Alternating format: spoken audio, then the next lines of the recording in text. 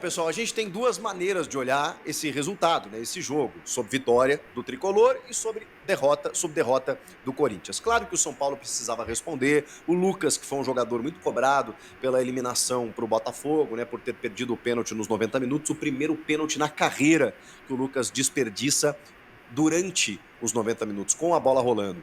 E quando ele teve a possibilidade de colocar o São Paulo na frente, imaginei eu que seria muito difícil ele desperdiçar mais uma vez. O Hugo até acerta o canto, mas ele vai lá e abre o placar para o São Paulo. O Lucas foi talvez o nome do jogo, individualmente falando, tecnicamente foi o jogador que se sobressaiu, carregou o São Paulo nos melhores momentos do Tricolor, tecnicamente falando, não centralizado, como o Zubeldia vinha escalando ele, dessa vez ele escala junto do Luciano, o Luciano mais por dentro, colando nos atacantes, no Caleri especialmente, e o Wellington Rato aberto pela direita, e o Lucas pela esquerda, mas com a flutuação que a gente sabe, dando liberdade para o Lucas naquele jeito que ele gosta de jogar, pegando a bola pelo lado esquerdo e partindo para cima dos marcadores. Foi parado com falta várias vezes, porque velocidade, técnica, tudo isso ele tem, a gente sabe disso.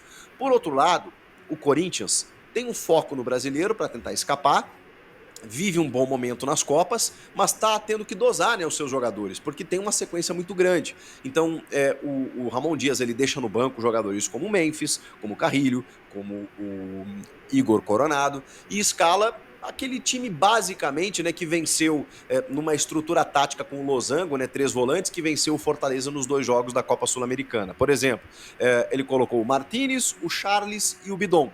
3 volantes, Rodrigo Garro na armação, Romero e Yuri Alberto no ataque. É um time coeso, interessante. Entre os volantes, o Martinez errou tudo que tentou. O Charles teve alguns erros de passe também, mas acho que foi um jogador até mais ligado, roubou algumas bolas, foi um jogador mais interessante dentro do meio-campo do Corinthians. O Bidon um pouco apagado e o Garro teve dificuldades também na armação de jogo.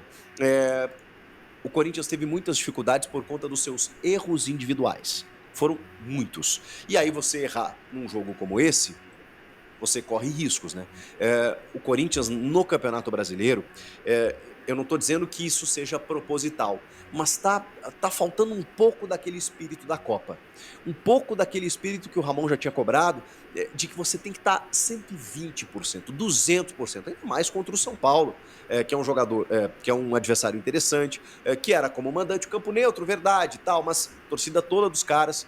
Então o Corinthians tinha que ter tido uma postura de, cara, tá ligado 110%. E não foi o que aconteceu. O Martinez, que tinha feito grandes jogos contra o Fortaleza, tinha jogado uma enormidade, hoje não apareceu. E aí, sei lá, você põe na conta do desgaste, da falta de concentração, de viagem, do calor, sei lá, não sei. Mas tô analisando fatos aqui, tá?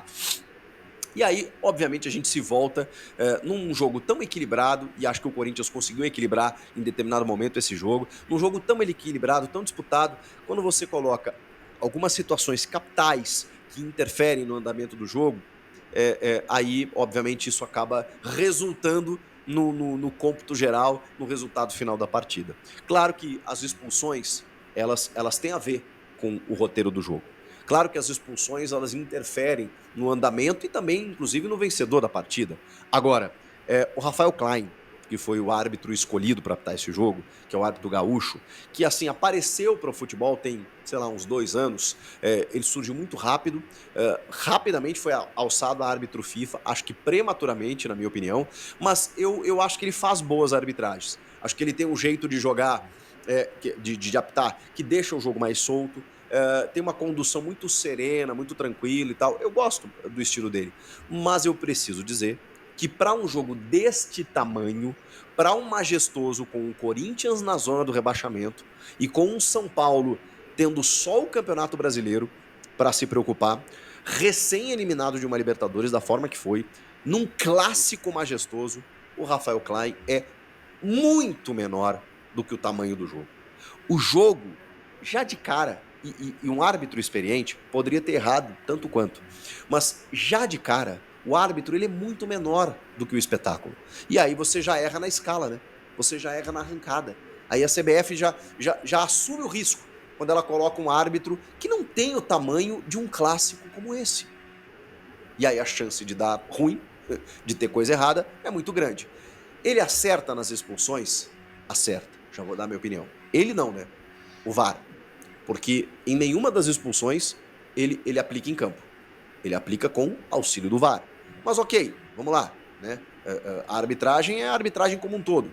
Lances capitais, a arbitragem acertou. E aí eu preciso responsabilizar os, perdão da redundância, os responsáveis, os protagonistas. O Fagner e o André Ramalho. O Fagner.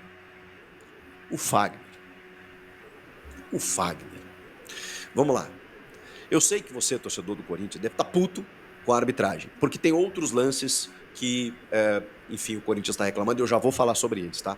Mas assim, no caso das expulsões, elas foram corretas, não tem o que discutir. Então, a gente precisa se voltar para o que o Fagner fez, porque é inadmissível o que o Fagner fez. Tendo um cartão amarelo, ele já tinha um cartão amarelo, e ele me dá um bote errado dentro da área no Calleri, pisando no adversário e esfregando o pé. Ah, gente, peraí.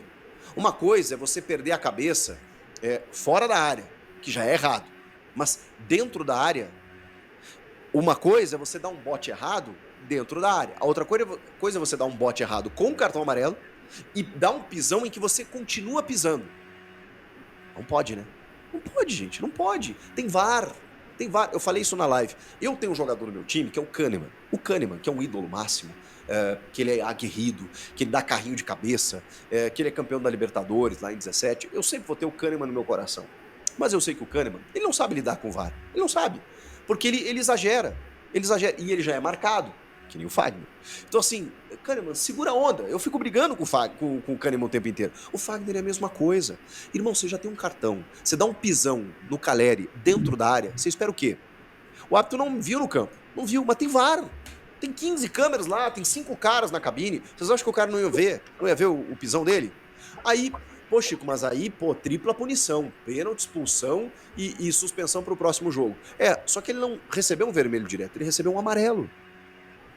A questão é que ele já tinha. Então você já tem um cartão, você tem que ter um cuidado redobrado, triplicado, e o Fagner não teve. Então ele, pra mim, é o responsável de cara, tá? Encerramento do primeiro tempo, ele me dá um pisão desse inacreditável, inadmissível, corre o risco, pênalti, expulsão, e ele prejudica demais o Corinthians ali. Porque aí o Lucas vai pra bola, converte, 1-0 São Paulo e um jogador a mais. Aí o São Paulo tem tudo pra confirmar uma vitória no segundo tempo. E aí entra em campo o senhor Zubeldia. Senhor Zubeldia, pelo amor de Deus, você tem a chance de esmagar o rival. Acabou acontecendo, tá? 3-1. Bom resultado. Mas você tem a chance de ir pra cima e esmagar o teu rival. O que você faz? Nada. Você fica assistindo um Corinthians reagir. E você não faz nada, você não mexe no time, você não troca, você não empurra o teu time pra frente. Pelo amor de Deus, São Paulo. Pelo amor de Deus. O São Paulo tem a chance de empurrar um rival para a crise, de golear um adversário tendo um jogador a mais e depois 2 a mais. E o São Paulo demora para mexer, demora para empurrar o adversário. Olha, eu vou dizer uma coisa, correu risco, tá? Esse terceiro gol, ele sai apagado das luzes. Mas até então tava 2-1, com o Corinthians tendo feito um gol com 2 a menos e tendo criado chance para empatar o jogo. Vocês imaginem o tamanho da crise se o Corinthians empata, não é que vira, empata esse jogo com 2 a menos. O senhor Zubeldia iria escutar.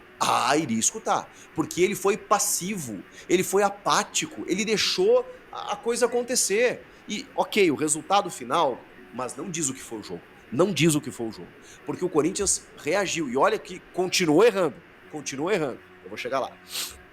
Segundo tempo, o São Paulo meio que demora para mexer. E aí tem um lance de um cruzamento que vem da direita que o Romero não faz um gol por detalhe, por um pentelésimo de segundo de distância que ele não faz o gol. Ali, o Corinthians já teria feito o gol com um jogador a menos, tá? Já teria feito o gol com o Romero, a bola passa pelo Romero e pelo Yuri Alberto, na frente do Rafael. O Corinthians já teria empatado o jogo ali, mas não empatou. Mas continuou tentando, o Ramon faz 3 trocas no intervalo. 3 trocas, ele tira o Bidu, porque ele já tinha perdido um lateral, né? Então, beleza, vou abrir mão de laterais. Foda-se, vamos ver o que vai acontecer. Tira o Bidon, né, que realmente, entre jogadores ali do meio, o terceiro homem é o primeiro que você tira. Não é uma questão técnica individual até, é uma questão tática. Mas beleza. E o Martínez, que foi horroroso. Aí você puxa o Charles ali para a primeira volância, bota o Coronado para tentar armar um pouco o jogo, para ficar um pouco mais com a bola, e o Corinthians cresce. Porque ali você tem Garro e Coronado juntos armando o jogo, mesmo com um jogador a menos, né? Bom, o Corinthians optou por arriscar e criar mais possibilidades de gol. Só que aí vem a segunda expulsão. E ele bota o Félix Torres também. Porque aí, né, recompõe, o André Ramalho sobe um pouquinho, né, para a primeira volância ali, auxiliando o Charles, Garro, Coronado, Romero e Yuri, sem laterais. E vamos ver o que acontece. Bom, aí vem a segunda expulsão. André Ramalho. Pô, o André Ramalho, o mosqueteiro da Fiel. Você é um cara que tem jogado muita bola. Você é um cara sereno. Você é um cara... o jogo paralisado. O Luciano entrou na tua mente. Porque não pode dar esse mole. E assim, corintianos, me perdoem. Não tem o que discutir na expulsão, tá? Porque quando ela acontece... eu até pensei assim, caramba, mas será que teve mesmo? Porque eu vi só os dois disputando, o Luciano dá uma valorizada e tal, aí vem o replay. Ah, mas o replay e tal, é que não é a questão nem da intensidade. A questão posta no lance do André Ramalho é o movimento adicional. O André Ramalho faz isso aqui, ó. Quando ele faz isso aqui, o que ele quer com isso? O que ele quer com isso aqui? Quando ele abre o cotovelo no rosto do Luciano, o que ele quer com isso? Deu mole num jogo com VAR. Não pode. Errou o André Ramalho. Errou. E aí, 2 a menos. E de novo, acabei de falar, o Corinthians podia ter empatado, cresceu no jogo, entrou Coronado. Mesmo na adversidade, cara. E é isso, o Corinthians às vezes tem dificuldade e tal. Poderia ter reagido. O Zubeldia tava panguando lá, não mexendo no time. São Paulo tava recuado. Aí vem o segundo expulso. Aí, cara, assim, naquele momento, as coisas elas ficam muito, mas muito mais difíceis de você conseguir alguma coisa. É óbvio. Ali não tem muito mais o que se possa fazer. Vira um jogo do tipo assim, cara, vamos tentar pro Corinthians, né, se segurar do jeito que pode, e pro São Paulo, ali era o momento de espetar.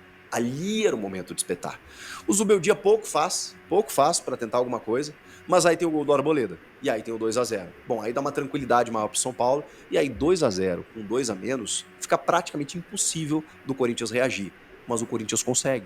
Porque aí o Ramon vai colocando, né, Carrilho, vai colocando. Só que aí tem o grande erro do Ramon, na minha opinião.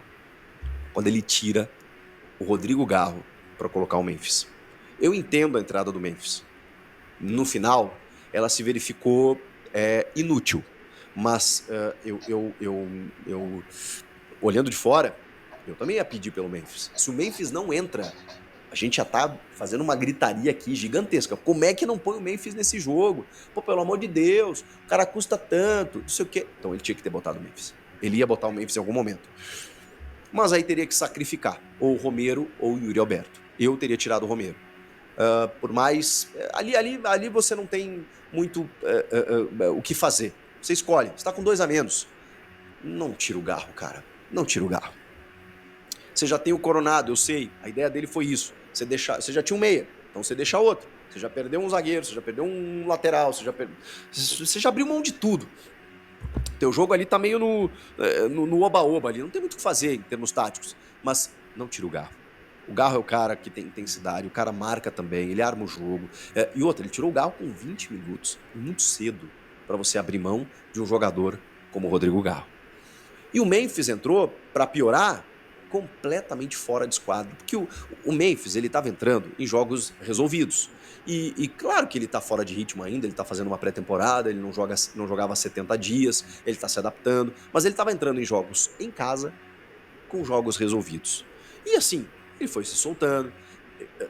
Tecnicamente, dá para ver que ele sobra. Mas o jogo estava num ritmo, numa intensidade, num contexto que só o prejudicou. Tava 2-0, ou acho que tava 1 ainda, tava 1-0. Um jogador a menos. Aí vem a expulsão, vem o 2-0. Cara, ficou muito mais difícil. Porque aí o Memphis pegava na bola, 2 ou 3 para tirar a bola dele. E ele não tava conseguindo. Começou a errar passe, começou a entregar a bola pro adversário, tinha arrancadas que ele não conseguia ter velocidade. Então assim, ele tava num ritmo muito abaixo do que o jogo pedia. E aí, é claro, né? Eu entendo você tentar o Memphis, mas aí você tira o Rodrigo Garro, que é um cara que estava ocupando o setor ali com muito mais dinamismo, e você, sei lá, não coloca outros jogadores no campo que poderiam dar uma resposta melhor. de novo aqui, eu duvido que se ele não colocasse o Memphis, a gente não estaria aqui berrando. A gente estaria berrando. Pô, como é que não bota o Memphis? Mas o fato é que, na prática, não rolou. Não rolou. Ainda mais na vaga do Rodrigo Garro. E aí, o São Paulo, que poderia ter feito muito mais do que fez pelo seu treinador, pelos jogadores que estavam em campo, vai chegar ao terceiro gol lá, só na última bola. Porque o Corinthians ainda desconta. Numa bola. Bom, o Memphis ainda tem uma cobrança de falta que passa perto, depois tem uma cobrança de falta do Coronado, que explode na barreira, na sequência o Yuri Alberto faz o gol.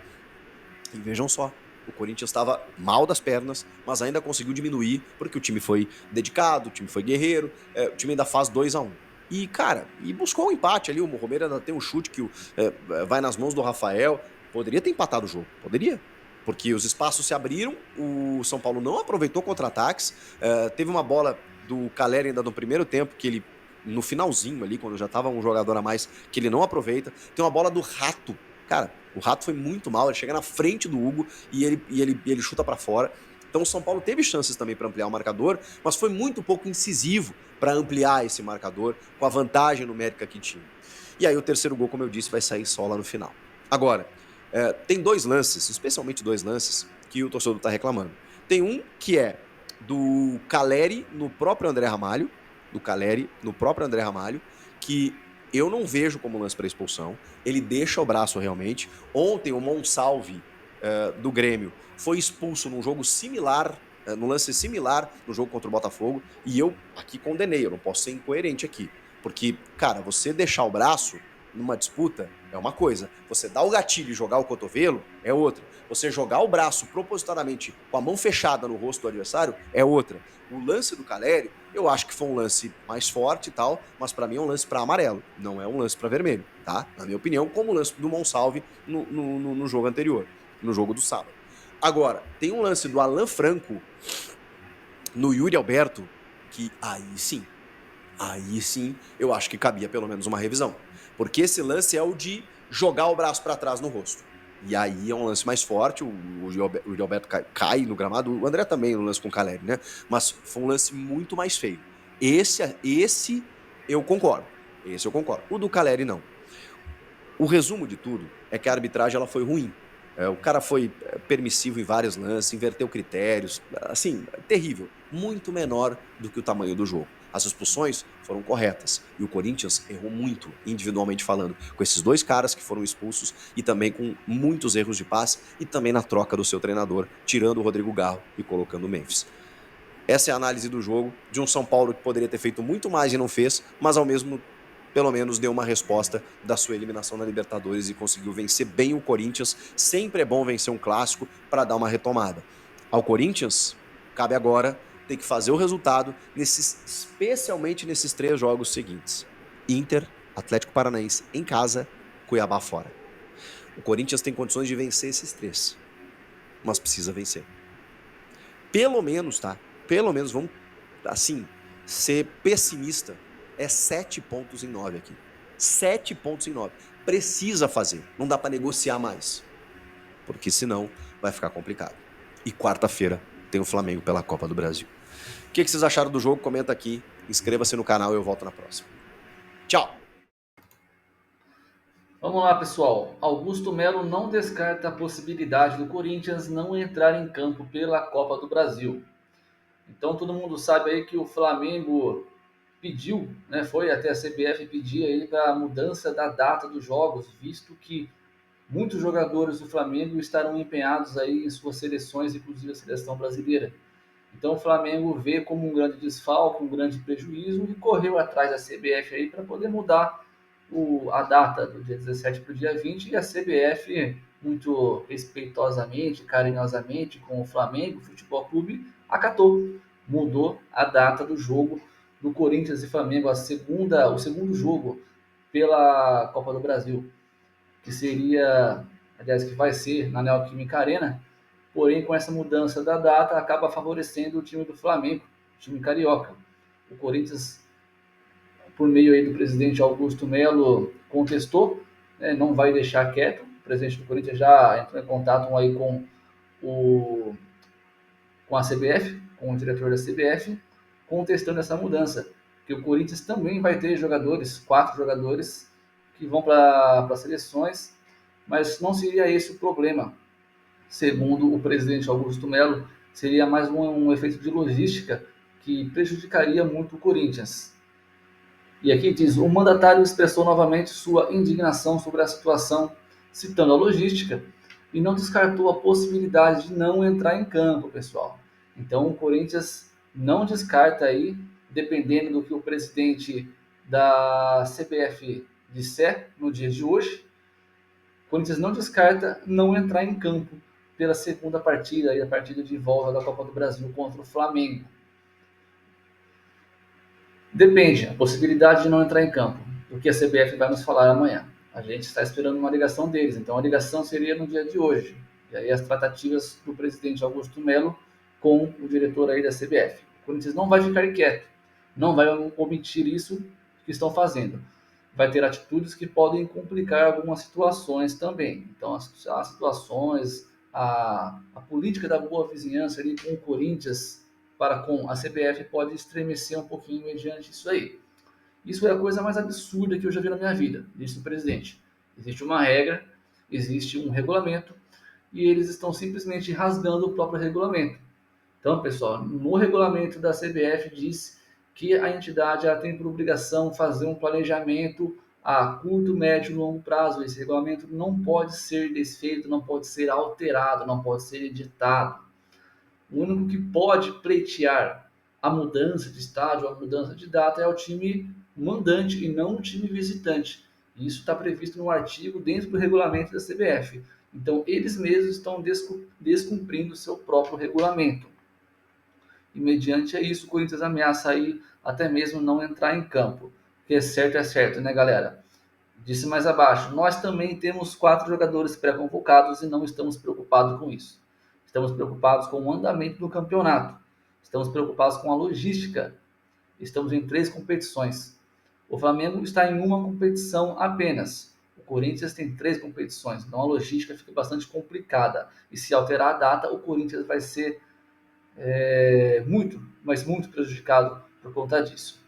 Beleza, galera? Vamos esperar aí para ver as cenas dos próximos capítulos. Bom, pessoal, Corinthians anuncia a contratação de meia canadense.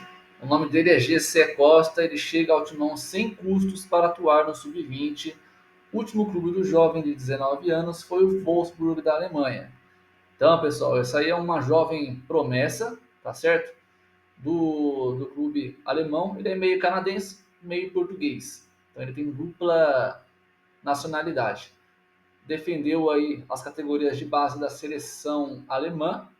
Então ele defendeu aí o sub-20, o sub-17 da seleção alemã e se criou aí, aprendeu a jogar no time alemão Wolfsburg, é um time bom, um time de ponta, de Série A, vamos dizer assim, lá da Alemanha.